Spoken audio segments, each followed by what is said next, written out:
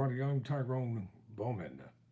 A congressional standoff, apparently, is looming over the government. Possibly a shutdown will occur.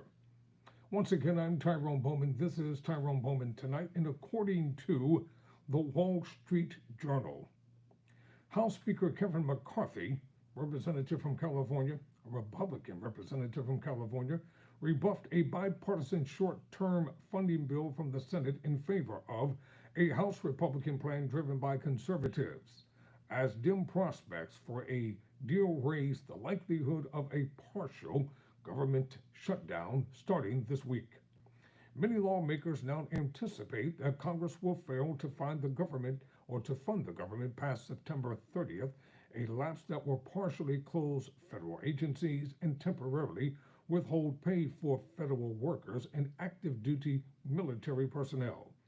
Both the House and Senate are moving ahead with their own stopgap proposals, intended to keep the government open while work continues on full year funding legislation.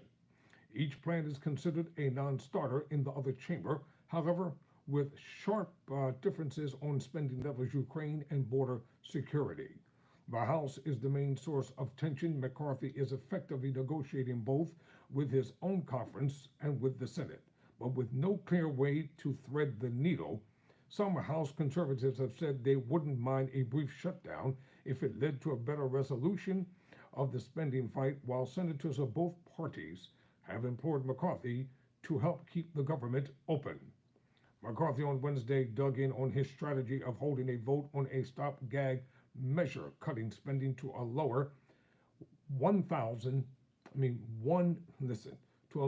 a $1.471 trillion annual rate.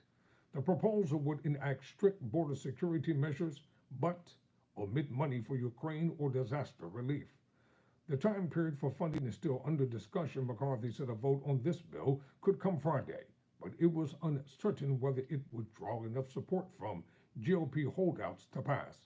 By contrast, the Senate's short-term measure, which has bipartisan support and easily passed an initial procedural hurdle Tuesday, would continue spending at fiscal 2023's more than $1.6 trillion annual pace through November 17, while also providing $6 billion each for Ukraine and for disaster relief, but leaving out any border measures.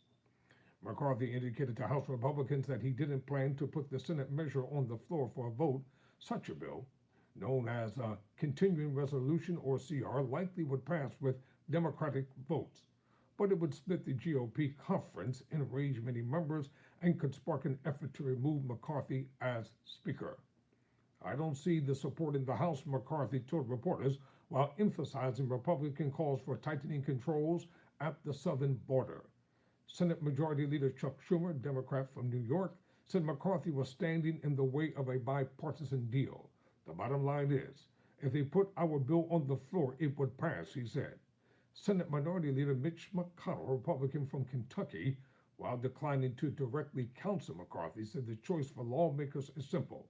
Congress could embrace the Senate approach and fund the government for 6 weeks, or alternatively shut the government down in exchange for zero meaningful progress on policy.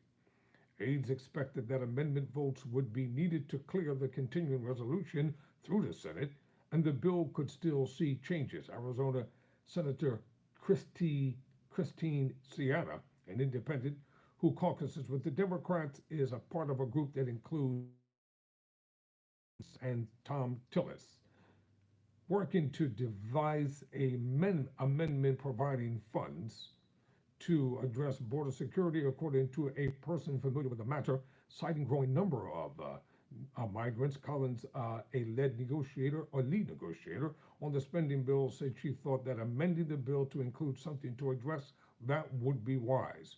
With just a few days until the deadline, lawmakers saw little chance of a quick resolution. That's not enough time, said Representative Womack, a representative from Arkansas, a member of the House Appropriations Committee. So we will be here this weekend, and we will continue to work next week to try to put things back together again, he said. I have a 99.9% chance to shut down, said Representative Ralph Norman, a Republican from South Carolina, one of the GOP holdouts who predicted a closure could last a month. With the House narrowly divided 221 to 212, a small number of Republican holdouts could derail any bill GOP leadership puts forward. That dynamic largely drives important differences in the House and Senate plans, with McCarthy shaping proposals to appeal to his most conservative and unbending members on the major components of any short-term deal. President Biden has called on House Republicans to stick to the debt ceiling deal that he struck with lawmakers earlier this year, which set top-line spending levels for the fiscal year, arguing that conservative lawmakers' push for further spending cuts violates the agreement. White House officials said the president has no plans to meet with McCarthy on the border or other issues. Biden and his top advisors have warned that a shutdown could harm the economy and halt vital government services. The president is scheduled to remain in Washington over the weekend. I'm Tyrone Bowman. Never surrender, never quit.